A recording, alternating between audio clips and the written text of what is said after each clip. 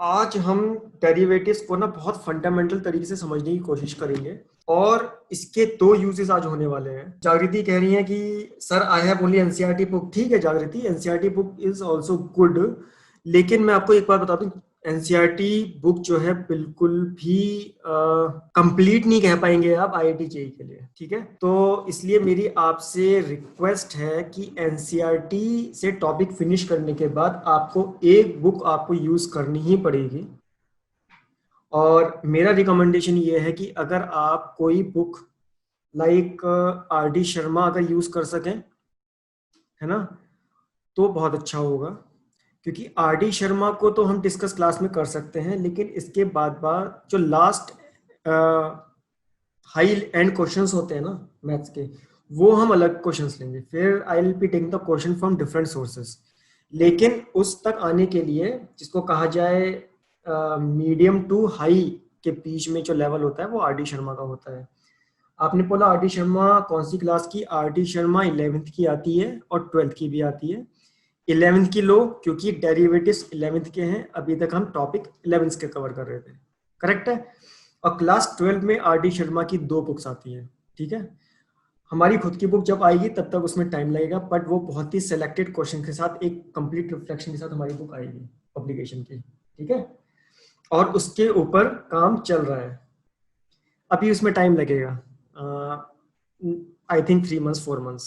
ठीक है, उस बुक को निकालने का जो हमारा एम है वो ये है कि बेसिक से लेके एडवांस लेवल तक किसी भी स्टूडेंट को उसी के अंदर सारे क्वेश्चंस मिल जाएं, और वो क्वेश्चंस इस तरीके से हों कि अगर मान लो कोई चाहता है कि मैं मीडियम लेवल पर रुक जाऊं, मुझे इसके आगे नहीं जाना, और खाली क्लास 12 क्लास के हिसाब से मेरी प्रिपरेशन हो जाए, तो वहां तक रुक सकता है। कोई कहता है नहीं मुझे थोड़ा सा आगे तक जाना है ताकि थोड़े से बेसिक कॉम्पिटिशन्स को प्रिपेयर कर सके, तो वहां तक भी जा सकता है।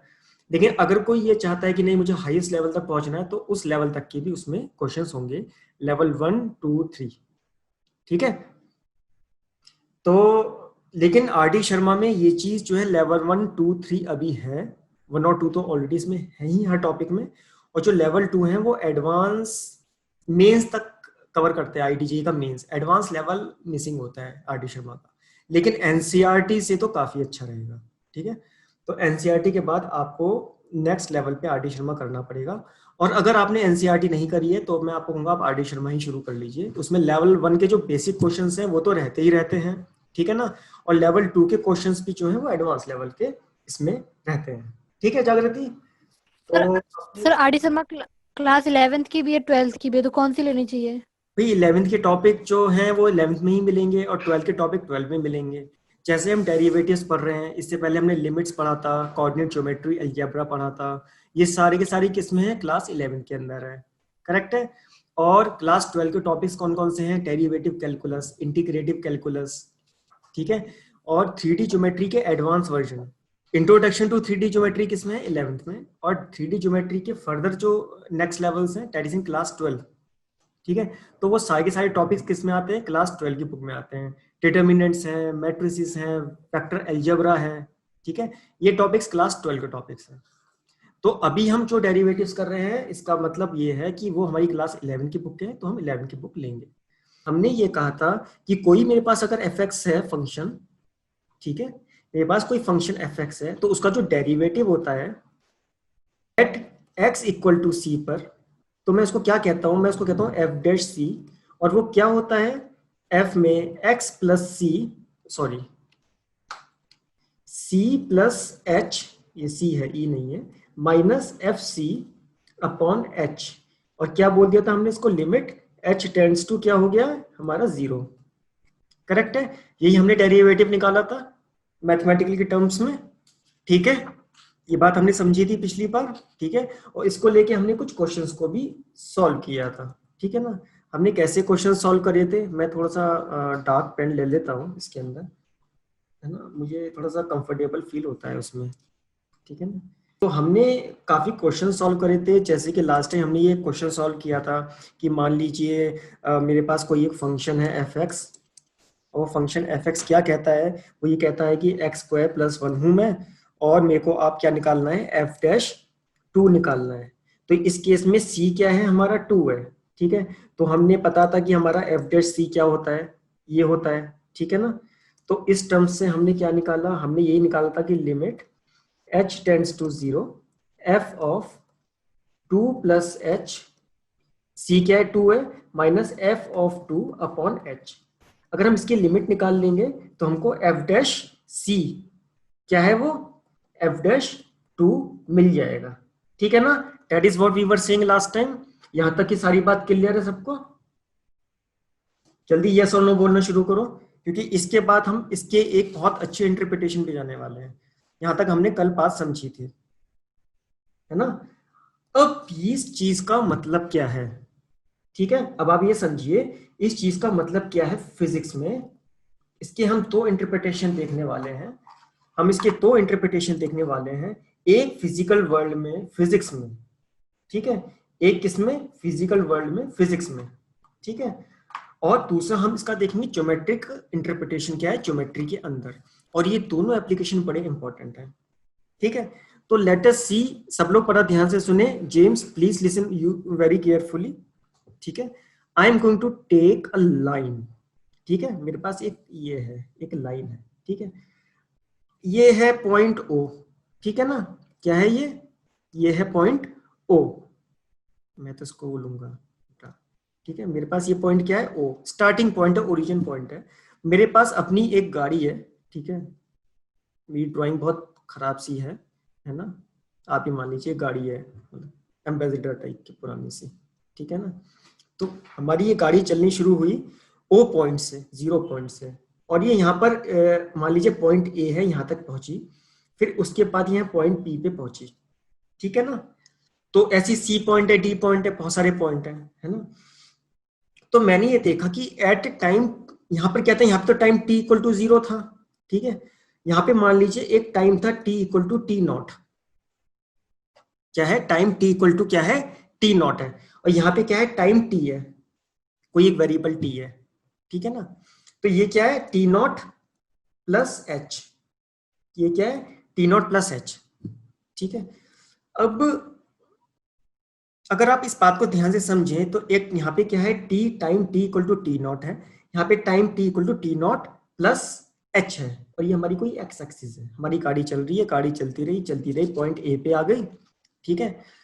अब पॉइंट ए पे आ गई, ठीक है। और मान लीजिए ये जो डिस्टेंस कवर हमारा हो रहा है ना, डिस्टेंस ओ ए क्या है एक डिस्टेंस है, ओ बी क्या है एक डिस्टेंस है। तो ये जो डिस्टेंस है, मान लीजिए इसका जो डिस्टेंस है, डिस्टेंस कवर्ड, डिस्टेंस कवर्ड जो है, मान लीजिए वो क्या है, वो एक फंक्शन को रिप्रेजेंट करता है। वो क्या करता है, एक फंक्शन को रिप्रेजेंट करता है एफ टी। वो फंक्शन क्या है, टाइम का फंक्शन है। भाई टाइम बढ़ता जाता है, मेरा डिस्टेंस बढ़ता जाता है। टाइम इक्वल टू 2 सेकंड पे मैंने 2 मीटर चला, time t equal to 5 second में मैं 6 मीटर चल चुका था। तो टाइम बढ़ता जाएगा, डिस्टेंस बढ़ता जाएगा, करेक्ट है। तो जो मेरा डिस्टेंस है वो एक फंक्शन है, और वो फंक्शन किसका है, टाइम टी का फंक्शन है। वो क्या है, टाइम टी का फंक्शन है। तो ऐसे में कोई मुझे ये बात बताएगा कि जो ओ ए है उसकी वैल्यू क्या होगी, ओ ए डिस्टेंस की। जल्दी से टाइप, मुझे एक काम करता हूँ, let us discuss with T naught minus 0 तो टाइम हो गया ना। यहाँ पे टी है ना, ये डिस्टेंस, ये time t equal to t not पे पॉइंट ए पे मेरे पास आ चुकी है। Time t equal to t not plus h पे मेरी जो डिस्टेंस है वो b पॉइंट पे आ चुकी है, और डिस्टेंस जो है एफ टी का फंक्शन है, फंक्शन एफ टी। तो ओपी ओ ए मेरा क्या होगा, ओ ए डिस्टेंस मेरा क्या होगा, t equal to t not पे एफ टी है। ये डिस्टेंस जो है एफ टी वो किस चीज पे डिपेंड करता है, टाइम पर डिपेंड करता है। और मेरा t equal to t not हो, मान लीजिए t इक्वल टू 2 सेकेंड है, तो क्या होगा मेरा distance O A, F two नहीं हो जाएगा। हाँ यस सर, याद आया वो। सर बी वेरी मान लो प्रॉपर मैंने। 3 सेकंड पे आता है, 3 सेकंड पे, ठीक है। और यहाँ पे मान लीजिए एच इक्वल टू 1 सेकंड है, तो मेरा ओ बी क्या होगा, ओ बी होगा F3। F3 हो जाएगा, करेक्ट। क्योंकि मेरा डिस्टेंस जो है वो तो फंक्शन ऑफ टी है ना, और time equal to t not होगा मेरा। तो मेरा ओ ए क्या होगा, मेरा होगा O A F T naught, yes sir, and बस। O B T naught yes, plus H. वो गाड़ी चल रही है ना ओके। एक्स एक्सिस पे, इसका जो डिस्टेंस है उसका फंक्शन मैंने आपको दे दिया है एफ टी। जैसे मैं एफ एक्स बताता हूँ तो एफ एक्स क्या है, function in terms of x.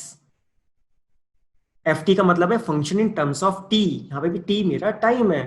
T equal to zero पे बस जो थी ओ पे खड़ी थी, ओरिजिन पे खड़ी थी, बस स्टॉप पे। तो ओ ए क्या था? यस। हाँ, तो मेरा फंक्शन ऑफ टी हो गया टाइम का। तो t equal to t not है, टी नॉट मेरी एक फिक्स क्वांटिटी है फॉर एग्जांपल, ठीक है। तो टी नॉट 2 सेकंड के इक्वल है, ठीक है। ऐसे ही मैंने नेक्स्ट टाइम क्या लिया, t equal to t not plus h. T मेरा 3 सेकंड था, एच मेरा 1 सेकंड हो गया।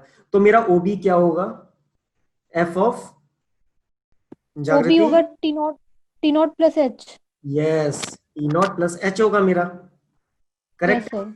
अच्छा, ये बताइए कि अब मैंने ए से लेके बी का जो डिस्टेंस है वो कितना होगा? T H. ए बी क्या होगा मेरा? एच। एफ एच क्यों होगा?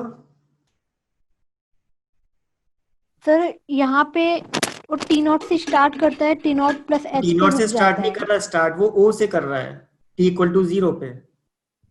मगर सर यहाँ ए बी लिया है ना आपने डिस्टेंस। तो ए बी डिस्टेंस तो मेरा O A minus O A minus O B, sorry, O B minus O A होगा ना।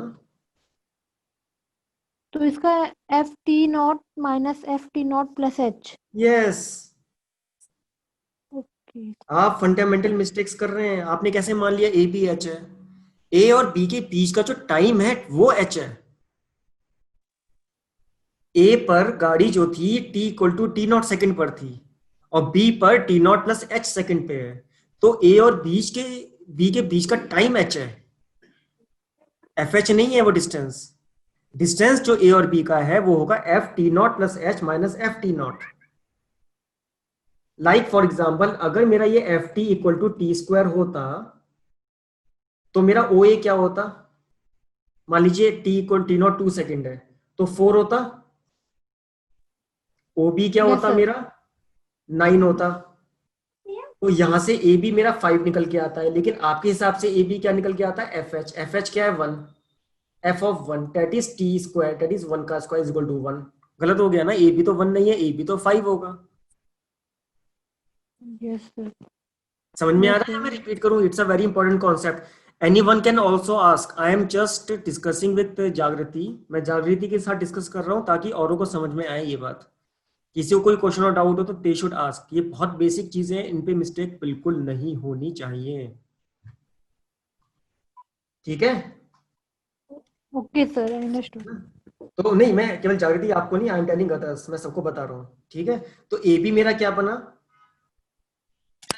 ए बी मेरा क्या बना? मेरा बना A B f T not plus H minus F T not, ठीक है। तो अब ये बताइए कि ए पर अगर मुझे स्पीड निकालनी हो कि यहां पर आने पर इस गाड़ी की जो स्पीड थी वो क्या थी उस समय, वेलोसिटी, तो मुझे क्या करना पेपर। पड़ेगा? हम्म अगर मुझे ए के बीच की डिस्टेंस अपॉन स्पीड टाइम। निकालनी होगी तो मुझे क्या करना पड़ेगा? मुझे अगर वेलोसिटी ए बी के बीच की निकालनी है तो मैं तो ये कहूंगा ना कि मेरा डिस्टेंस ए बी के बीच में जो डिस्टेंस है that is A B upon time taken. Sir इसका होगा f T not plus H minus F T not upon h, because A B distance के बीच अपॉन का टाइम। टाइम एच है। डिस्टेंस कितना हुआ जागृति, फिर से रिपीट कीजिए। F T not plus H minus F T not upon h, क्योंकि ए बी अपॉन के एच बीच का क्यों? टाइम क्योंकि एच है। हाँ, T not plus H minus T not कितना बनता है ए बी हमारा? के। एच बनता है, ठीक है। Anyone else having any problem till yes now? Sir. Quickly tell me if there is no problem, ठीक है। तो ये मैंने डिस्टेंस ए और बी के बीच का निकाला है ना। अब अगर मैं इसके अंदर limit h tends to zero करके f of t not plus H minus f of t not निकाल के अपॉन h कर दूं, तो इसका मतलब क्या है कि मेरे बीच का जो ये टाइम था, ए और बी के बीच का जो टाइम था, है ना। अभी मैंने एच रखा 1 सेकेंड, ठीक है। अगर मैं इसको कर दूं 0.1 सेकेंड, 0.01 सेकेंड, 0.001 सेकेंड, तो क्या होगा? ए और बी, बी ए की तरफ मूव करना शुरू कर देगा। जल्दी बताओ, क्या बी यहां नहीं आ जाएगा अगर मैं बी की तरफ शिफ्ट करूंगा? तो अगर मैं एच को छोटा कर रहा हूं, मैंने कहा time t equal to h जो है, एच टेंस टू 0 है, तो नया टाइम टी जो है, t tends to t not है, तो बी ए की तरफ मूव करना शुरू कर देगा। जल्दी बताओ, will this not become B? This B will yes sir, become B, move करेगा, मूव ए करेगा की ना। तरफ मूव करेगा। तो यस होगा सर। क्या नए सिनेरियो में, क्या होगा कि मेरा पॉइंट यहां पर ए है और यहां पे मेरा पॉइंट बी है, और वो इतना क्लोज आता जा रहा है कि it is almost close to A, ठीक है।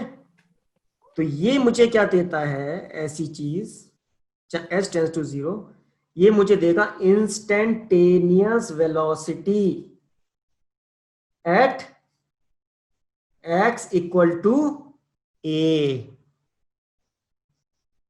ए पॉइंट पर उस समय बस की क्या इंस्टेंटेनियस वेलोसिटी थी, उस मोमेंट पर क्या वेलोसिटी थी, ये मुझे इंस्टेंटेनियस वेलोसिटी देगा। और ये क्या चीज है? एफ डैश टी नॉट है। जल्दी देखो, क्या ये एफ डैश टी नॉट है? जल्दी बताओ। यस सर है। अगर ये एफ डैश टी नॉट है, if it is F dash T not, तो इसका मतलब क्या है कि किसी भी फंक्शन एफ जो डिस्टेंस का फंक्शन है, everyone please please please listen, अगर कोई फंक्शन डिस्टेंस जो है एफ टी है, ठीक है, तो उसकी जो वेलोसिटी होगी किसी पॉइंट टी पर, वो क्या होगी? एफ डैश टी होगी। अगर एफ टी नॉट मेरा ओ ए था, तो एफ डैश टी नॉट मुझे क्या देगा? Instantaneous velocity at x equal to A. A पर, जैसे ए बोर्डिंग पॉइंट मान लीजिए भाई, कोई बच्चा, कोई एक और बस स्टॉप है ए, तो ए को क्रॉस करते हुए उस बस की उस इंस्टेंट पर जो वेलोसिटी होगी, that is an instantaneous velocity, and that is nothing but a differential और a derivative of function distance. तो फंक्शन जो होता है डिस्टेंस का, सॉरी डिस्प्लेसमेंट का कहना चाहिए मुझे, इनफैक्ट अगर मैं फिजिक्स की टर्म्स में बात करूं, तो डिफरेंशिएशन और derivative of function of distance क्या देता है हमको? वेलोसिटी। और वेलोसिटी का जो डिफरेंशियल होता है एफ डबल डैश टी, ये हमको देता है एक्सेलरेशन। रेट ऑफ चेंज, और rate of change of velocity क्या है? एक्सेलरेशन। ये बात समझ में आई सबको? Everyone is clear with it? quickly tell me, James, are you clear what exactly we need by derivative? When we differentiate something like distance, it gives us velocity, and when we differentiate the velocity, we get acceleration. And if you differentiate the acceleration, then you will get the rate of change of acceleration also. Integration reverse हो जाता है। Integration में क्या होता है कि acceleration को integrate कीजिए तो वेलोसिटी मिलेगी, वेलोसिटी को इंटीग्रेशन कीजिए तो डिस्प्लेसमेंट मिलेगा, ठीक है। तो ये डेरिवेटिव का फिजिक्स में, फिजिकल वर्ल्ड में डिफरेंशिएशन का ये यूज होता है, ठीक है। और इसी वजह से इसके ऊपर पूरी मैकेनिक्स के कॉन्सेप्ट बेस्ड होते हैं। इसीलिए ये बहुत इंपॉर्टेंट होता है कि आप डेरिवेटिव्स को ढंग से समझें, ठीक है। अब हम जो करने वाले हैं, हम एक क्वेश्चन सॉल्व करने वाले हैं, क्योंकि ये टॉपिक हम मैथ्स में पढ़ रहे हैं, ठीक है। हम ये टॉपिक मैथ्स में पढ़ रहे हैं, ठीक है। तो इसीलिए मैं आपके सामने एक क्वेश्चन रख रहा हूं। Everyone please solve this question, अभी के अभी, यहीं के यहीं, ठीक है। अब सब लोग अपनी कॉपी ओपन कीजिए, note down the question. Question is the distance f t, अपनी कॉपी पे लिखिए, कॉपी पे लिखिए. I want you to write down. ठीक है. Question is the distance f t in meters moved by a particle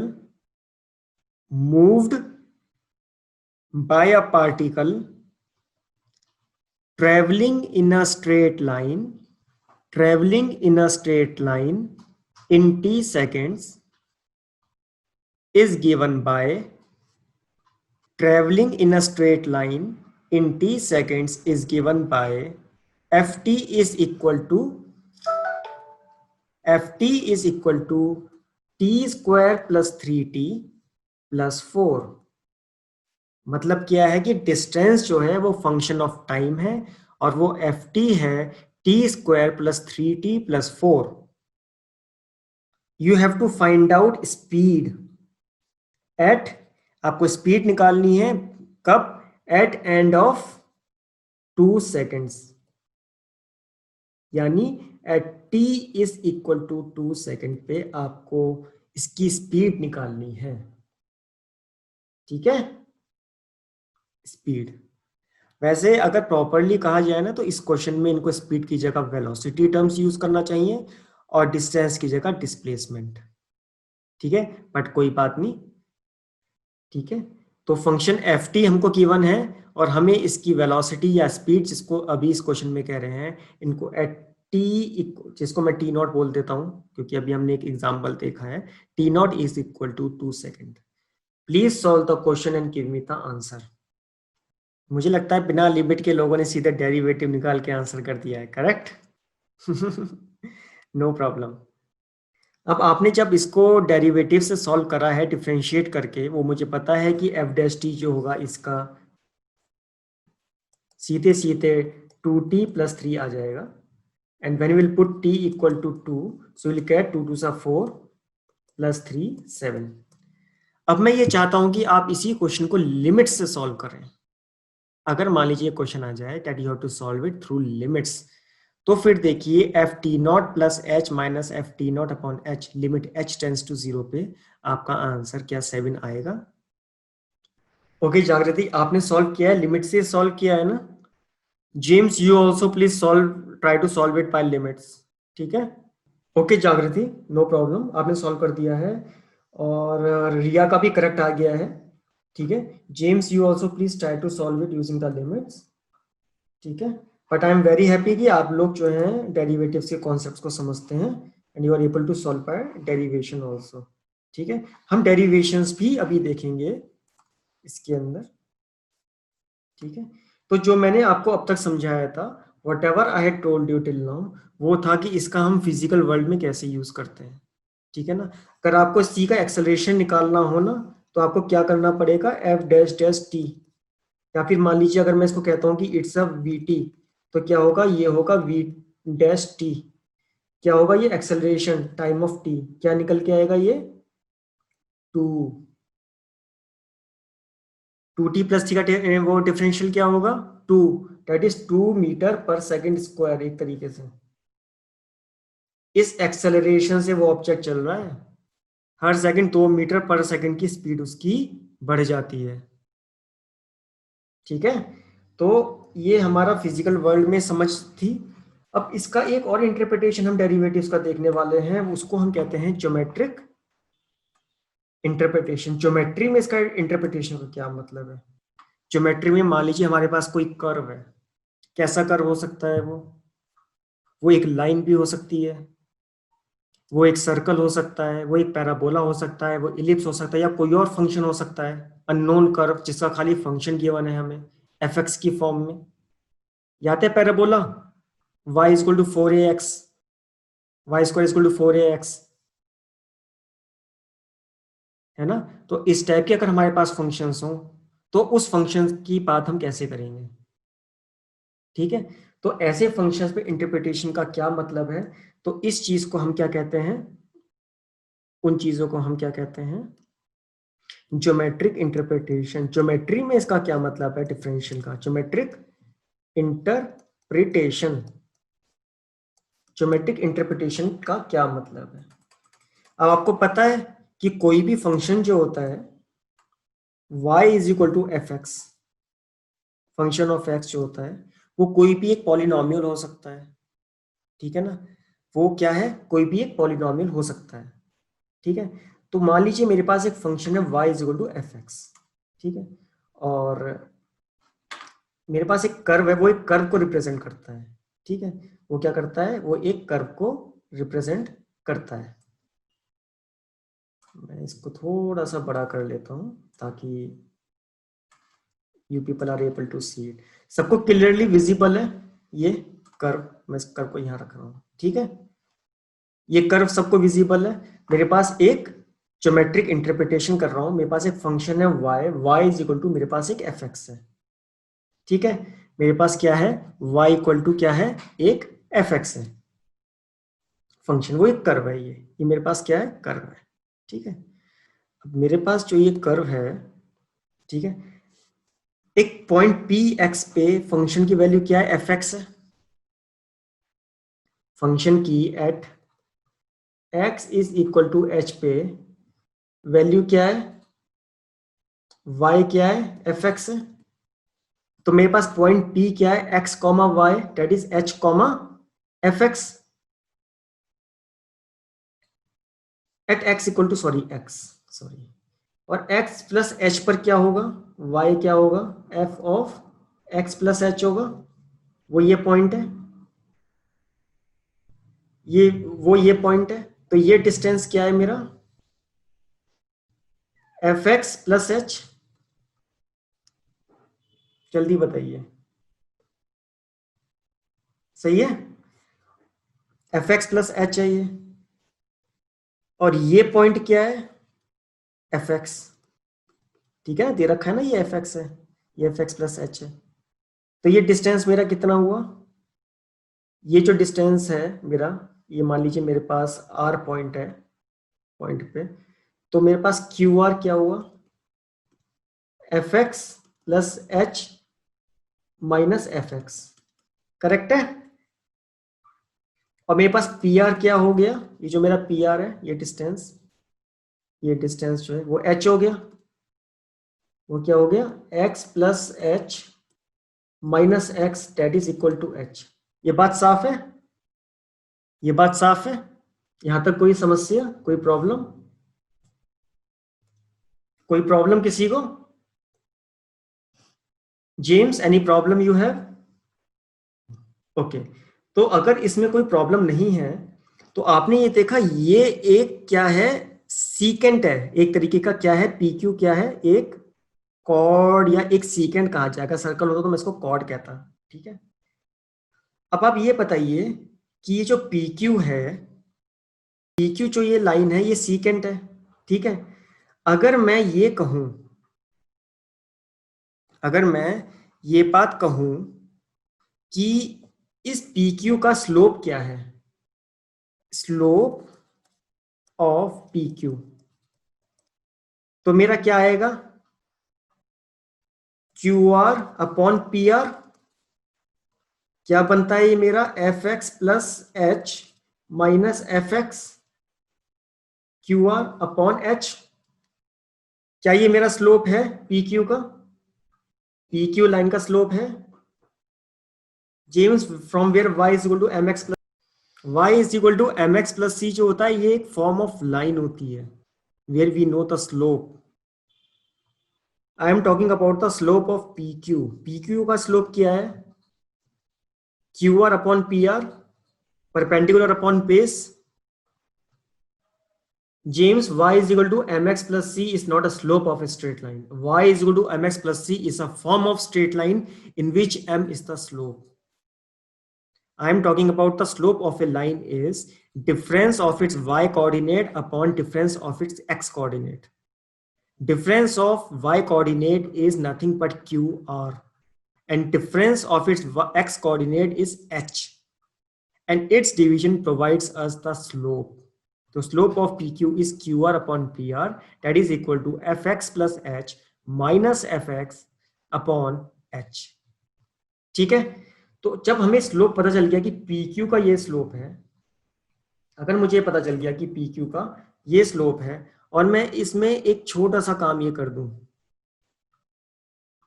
क्या कर दूं कि लिमिट h टेंस टू 0 हो जाए F x plus H minus F x upon H पे, तो क्या होगा? h टेंस टू 0, h क्या है? h है ये, और h इज टेंडिंग टू 0, 0 की तरफ जा रहा है। इसका मतलब क्या? ये जो डिस्टेंस है, this distance will start moving, x plus h will come here, x plus h अगर यहां मूव करेगा तो q पॉइंट क्या है? यहां पे हो गया, q पॉइंट यहां पर हो गया, तो क्या होगा ऐसे में? p एंड q एक जगह आके मिलने लग जाएंगे, it will start to meet at a point, p q will start meeting at a point. ठीक है, और अगर ऐसे पॉइंट पे वो मीट करने लग जाएंगे, तो अगर वो पॉइंट छोटा होता जाएगा, छोटा होता जाएगा, तो वो ये लाइन कुछ ऐसी नहीं बन जाएगी।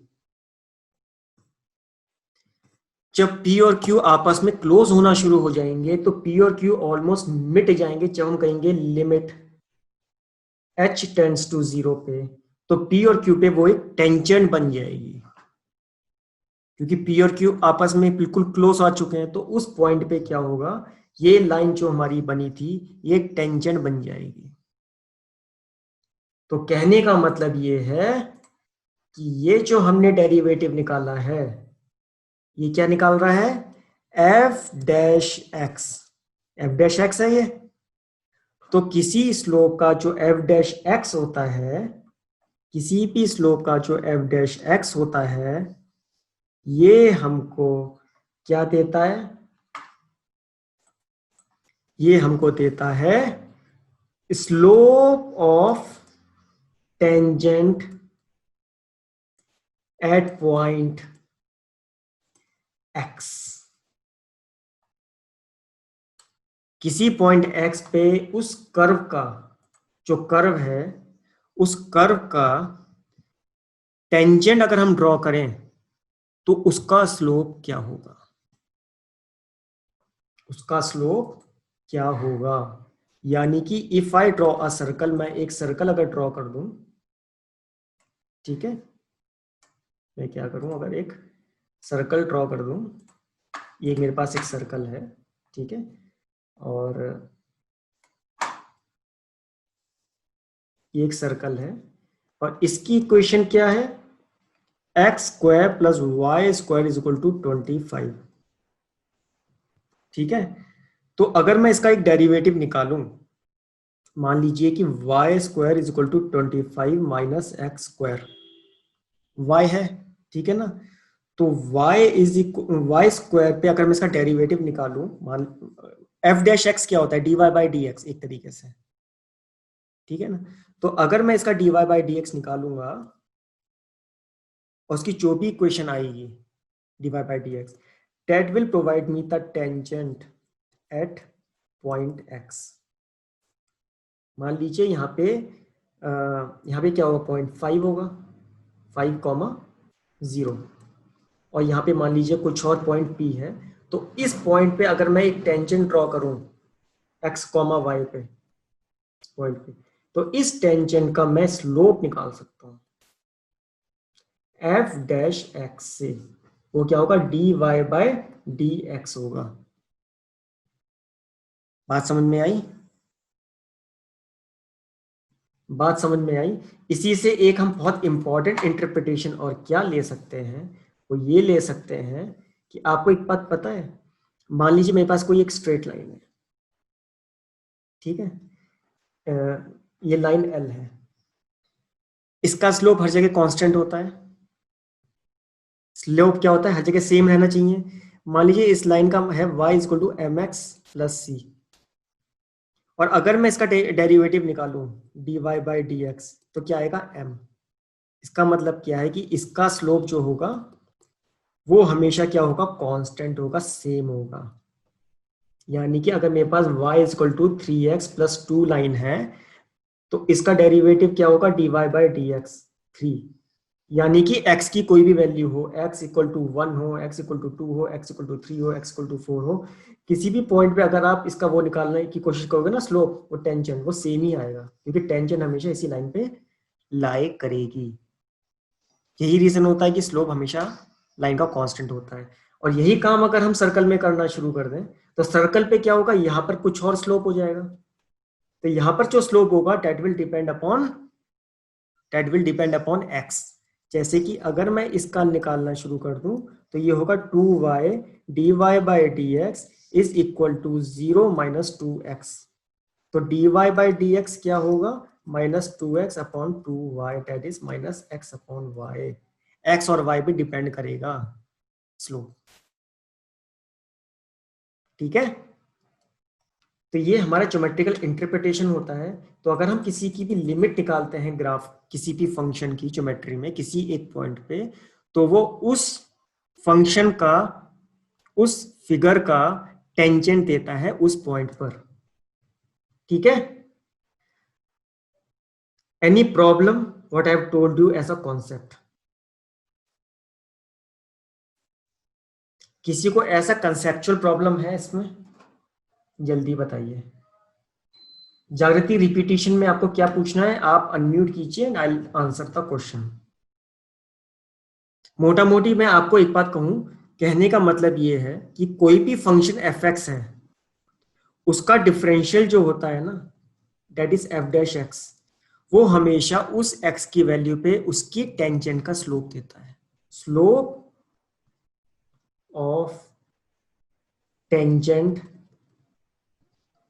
एट एक्स, यानी कि अगर वो एफ डैश 3 है तो ये क्या देगा हमको, slope of tangent at x equal to 3। ठीक है, और अगर ऐसे ही अगर हम इसकी बात करें कि अगर एफ एक्स जो है फंक्शन ऑफ डिस्प्लेसमेंट है, तो एफ डैश एक्स जो है हमको वेलोसिटी देता है और एफ डबल डैश एक्स हमको एक्सेलरेशन देता है। ये हो गया हमारा कॉन्सेप्ट इन फिजिक्स। और यही बात अगर हम उसमें कहते हैं, ज्योमेट्री में बात करते हैं, तो एफ एक्स कोई एक कर्व है, तो एफ डैश एक्स हमको क्या देता है, tangent of, sorry, slope of its tangent, slope of tangent, उस पर अगर आप टेंजेंट ड्रॉ करोगे ना, slope of tangent at x. ठीक है, और उसका भी अगर आप एफ डबल डैश एक्स निकालोगे तो अगर मान लीजिए जो स्लोप ऑफ टेंजेंट है ना, अगर वो भी एक वेरिएबल है फर्दर, है ना, तो उसका भी वो फर्दर टेंजेंट निकाल के देगा। अब बताइए जागृति, क्वेश्चन क्या है आपका? बताइए जागृति, क्वेश्चन आपका क्लियर हो गया जागृति आपको, डिफरेंशियल्स की बातें जो हमने करी है? ठीक है, हमारे पास कोई ज्वाइनी है, mister Colin. Colin, please unmute yourself because you are new into the class. We have very less time left. Colin, आपको ये बताना पड़ेगा कि आप कहाँ से हैं, इंग्लिश और Hindi whatever is comfortable to you, वरना I will have to remove you from the class. Colin, be quick, we don't have much time. ठीक है, let the Colin introduce, by the time we are going to start the topic. तो आपको differential तो समझ में आ गया, ठीक है ना? तो डिफरेंशियल से आपको एक बात तो ये समझ में आती है ना डिफरेंशियल से, कि वो क्या है, हमें रेट ऑफ चेंज बताता है। क्या बताता है हमें? एफ डैश एक्स क्या बताता है हमें?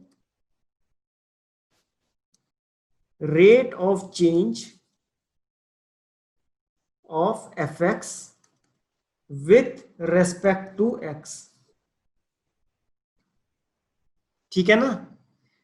डिस्प्लेसमेंट कितनी रेट से चेंज हो रहा है टाइम के साथ, वो हमें क्या बताता है? For example F dash T. ठीक है, तो क्या होगा, rate of change of displacement किसकी रेस्पेक्ट में? टाइम की रेस्पेक्ट में। तो वो क्या हमें देता है? वेलोसिटी। ठीक है ना। तो ये हमें क्या बता रहा है, rate of change, rate of change हमें बता रहा है एफ डैश टी, ठीक है ना। तो जब हमें एफ डैश एक्स हमें क्या बताता है, it's a rate of change, कितनी रेट से चेंज हो रहा है एफ एक्स। मतलब वाई एक्सिस पे अगर हम ड्रॉ करते हैं, वाई एक्सिस पे जो ये हमारा एफ एक्स होता है, y is equal to f x, और ये हमारा एक्स है। तो जैसे एक्स पे हम मूव करते हैं तो किस रेट से चेंज हो रहा है, मान लो फॉर एग्जांपल ये है हमारा, तो क्या रेट है इसकी चेंज होने का, है ना।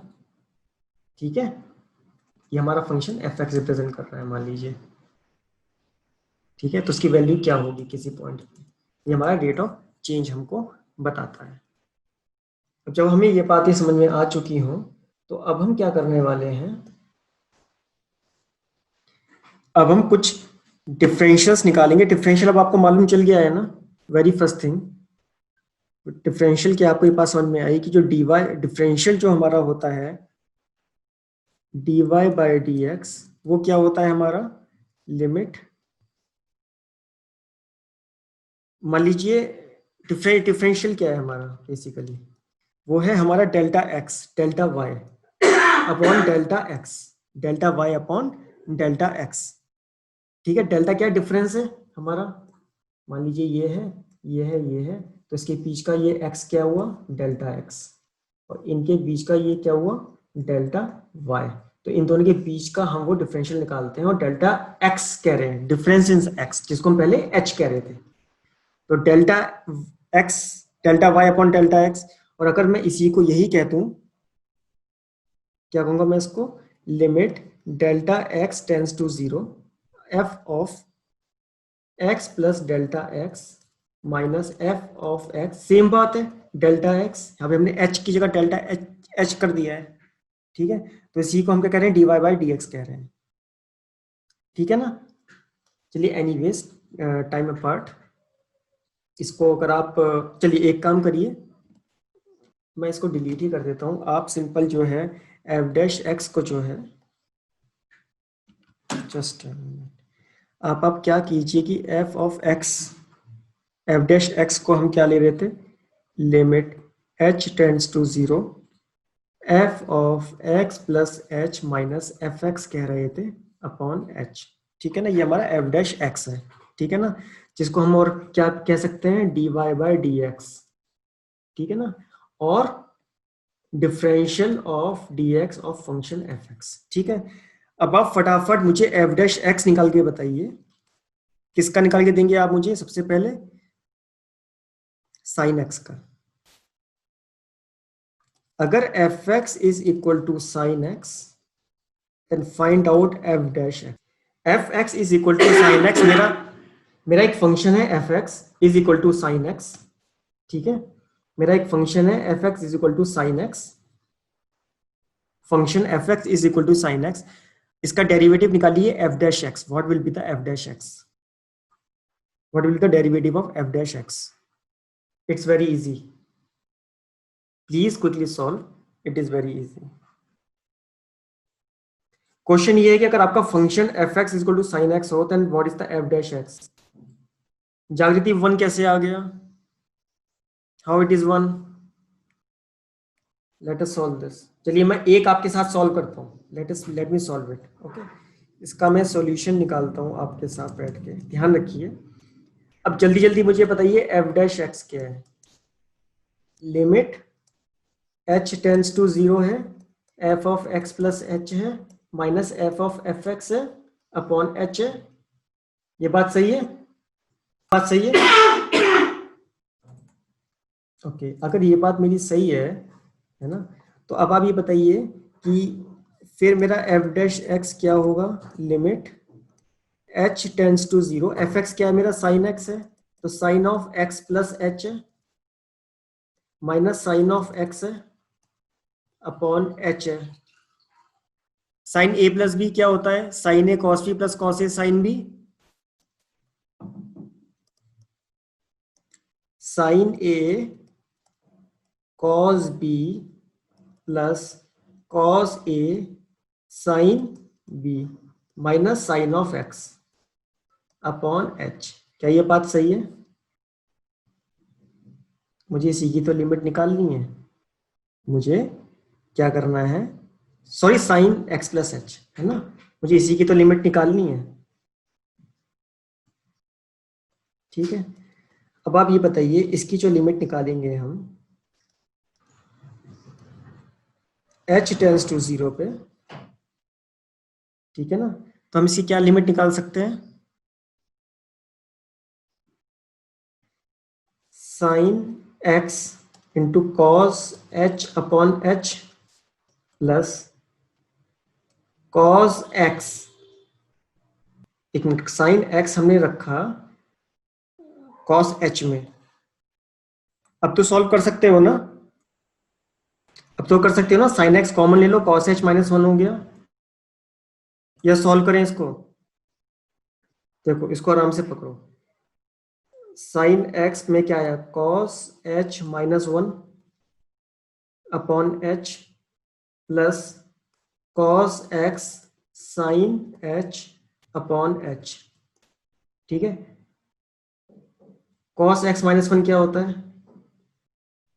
पता है ना, इसका फॉर्मूला फिट करो, ये 0 आ जाएगा, इसका ये पार्ट क्या होता है, टेट पार्ट, इसको देखो, cos x into limit h tends to 0 sine h upon h क्या होता है, ये पार्ट क्या हो जाएगा, ये पार्ट 1 होगा, तो क्या निकल के आएगा हमारा cos x आंसर में, इसको सॉल्व कर लोगे, cos h माइनस 1,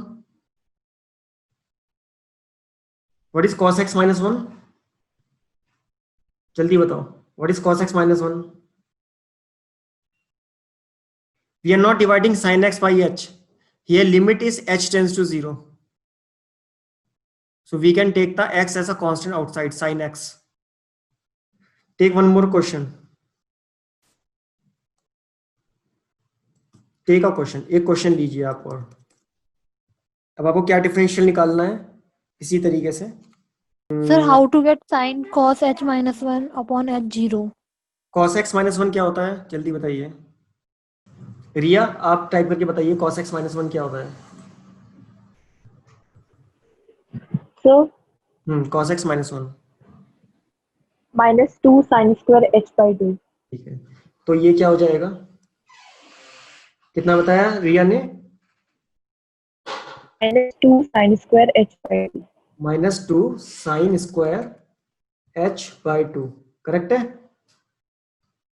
ठीक है, अपॉन क्या ये h है, करेक्ट है, मैं इसको h स्क्वायर, मैं इसको इंटू h बाई 2 से डिवाइड और मल्टीप्लाई कर दूं, तो क्या बनेगा मेरा, minus sine square into h upon h square, ये पार्ट मेरा क्या बन गया 1, तो मेरा क्या आया minus h, limit h tends to 0 पे रखोगे तो ये वैल्यू क्या बन जाएगी 0, इंटू साइन x है ये वाला पार्ट, तो क्या बन रहा है मेरा ये टोटल 0 इंटू 0 क्या हो गया 0। जागृति बात समझ में आई या फिर से करूं, cos h माइनस 1 हमारा minus sine square h upon h बना देता है, ये हमने क्वेश्चन सॉल्व करे हैं लिमिट्स में बहुत डिटेल में, ठीक है ना, और इसीलिए आइडेंटिटीज इज वेरी इंपॉर्टेंट, रिया को आइडेंटिटी याद थी, उसने 2 मिनट में निकाल दिया कि ये तो 0 बन गया हमारा पार्ट, ठीक है, ट्रिग्नोमेट्री के जब हम लेवल 2 पे आएंगे ना, आपकी फॉर्मूलाज और आइडेंटिटीज टिप्स पे होनी चाहिए, टिप्स पे, रात को 3 बजे कोई जगह के पूछे ना कि क्या होता है cos x माइनस 1 या 1 माइनस कॉस 2x क्या होता है, हमें याद था ना 1 माइनस कॉस 2x क्या था, 2 साइन स्क्वायर x था, तो क्या होगा cos h माइनस 1 क्या हो जाएगा, उधर माइनस में चला गया, -2 साइन स्क्वायर h बाई 2, ठीक है, टिप्स पे keep the things on tips, certain things has to be kept in tips and certain things, उनके कॉन्सेप्ट हमारे पास बहुत अच्छे होने चाहिए। इसी तरीके से मैं आपको एक डेरिवेटिव और दे रहा हूं, बहुत अच्छा सा है, बहुत ही प्यारा सा है, fx is equal to x की पावर n, इसको निकालो। हाँ मुझे पता है केमिस्ट्री का टाइम हो गया है जेम्स, ठीक है ना, जागृति पूछ रही है कि कैसे लर्न करना पड़ेगा सर, जागृति आप प्रैक्टिस करेंगे ना it will automatically come, when you will stuck ना एट आइडेंटिटी, जब आप आइडेंटिटीज पे अटकोगे, क्वेश्चन सॉल्व नहीं होगा, आप बुक खोल के देखोगे, फॉर्मूला आपको याद हो जाएगा, रट जाएगा, मैंने ट्रिग्नोमेट्री इतनी प्रैक्टिस की है कि I am taking mathematics after long years, मुझे आज भी बहुत सारी चीजें याद है। प्रैक्टिस कर लीजिए फिर नहीं निकलेगा, ठीक है। एनीवेज नेक्स्ट क्वेश्चन पे आइए। F x is equal to x की पावर एन है, तो आपको क्या निकालना है, एफ डैश एक्स निकालना है, derivative of f dash x. इसको हम सॉल्व कर लेंगे, ठीक है। 3 क्वेश्चंस मैं आपको होमवर्क दूंगा, उसके बाद we will start chemistry class. Quickly do it. X की power n, f dash x. F dash x क्या होगा हमारा, मैं इसको थोड़ा सा सॉल्व करके बताता हूँ, टाइम क्योंकि जा रहा है।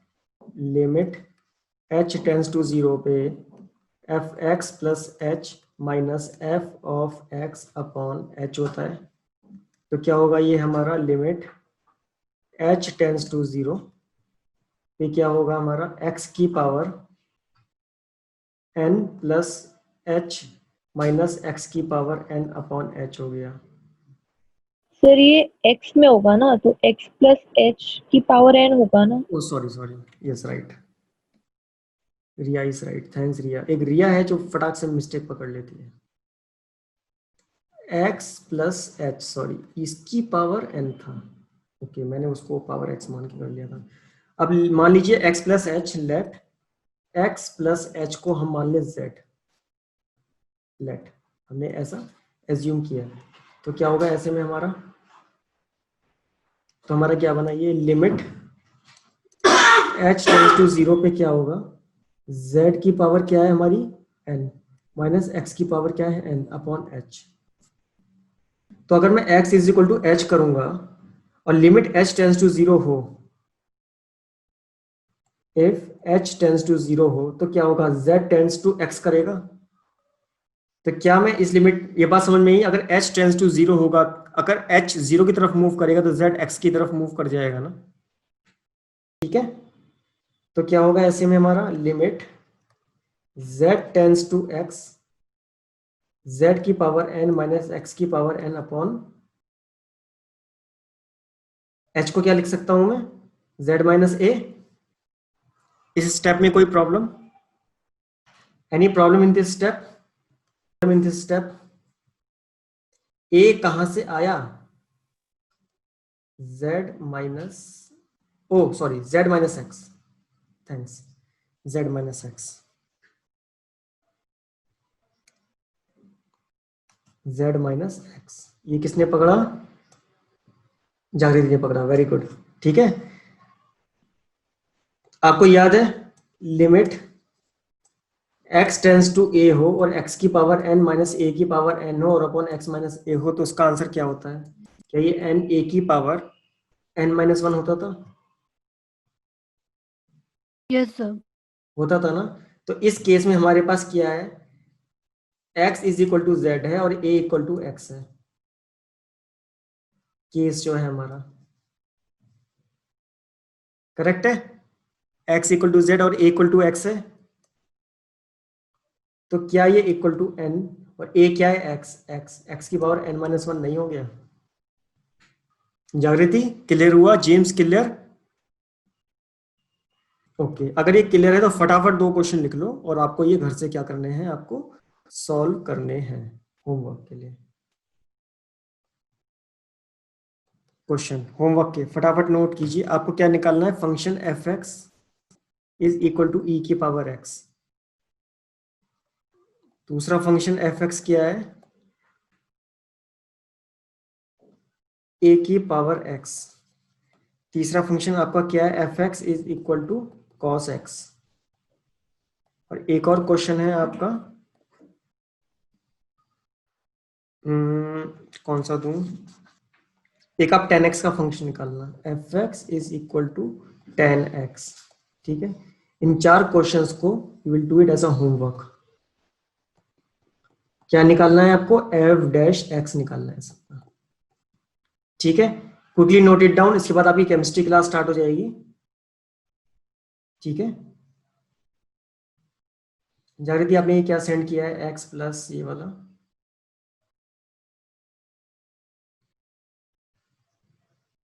ये क्वेश्चन सर कैसे सॉल्व लिमिट होगा, है, हम्म लिमिट x टेंस टू 0 पे स्क्वायर स्क्वायर ब्रैकेट में x प्लस बिग ब्रैकेट में।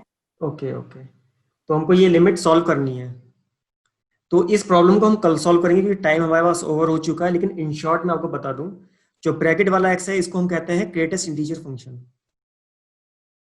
क्या कहते हैं? Greatest integer function. ठीक है, अगर मैं आप okay, I just give you a hint. ये क्वेश्चन नोट कर लियो होमवर्क के? Yes, sir, noted. ठीक है, क्या होता है, एक solution I am going to give you कि f x is equal to integer of x. इसका मतलब क्या है? इसका मतलब क्या है? इसका मतलब ये है कि अगर मान लीजिए x इज इक्वल टू मेरे पास 1.5 है, तो इंटीजर ऑफ x पता है क्या होगा? 1। x से छोटा लेकिन सबसे बड़ा इंटीजर। तो पता है मैं एफ एक्स इंटीग्रल को क्या, और एक चीज होती है फंक्शन, एक और फंक्शन होता है f x is equal to ये फ्रैक्शनल पार्ट। अगर x इज इक्वल टू 1.5 है तो x, ये जो है ना आपका जो ब्रैकेट लगा हुआ है करली वाला, इसका मतलब हुआ 0.5, ये फ्रैक्शन पार्ट पकड़ता है। क्या पकड़ता है? Fraction part. तो आपको एक बात बताऊं मैं आपको कि x जो है ना, इसको हम ऐसे लिख सकते हैं, किसी भी फंक्शन को, सॉरी ये वाला, किसी भी x को x is equal to integer part और उसके फ्रैक्शनल पार्ट का कॉम्बिनेशन हम लिख सकते हैं। ठीक है, आपने स्क्वायर रूट बोला है Jagriti? Yes, sir. Square root of fractional x है। अब आप इस कॉन्सेप्ट को यूज करके सॉल्व करने की कोशिश कीजिएगा क्वेश्चन को।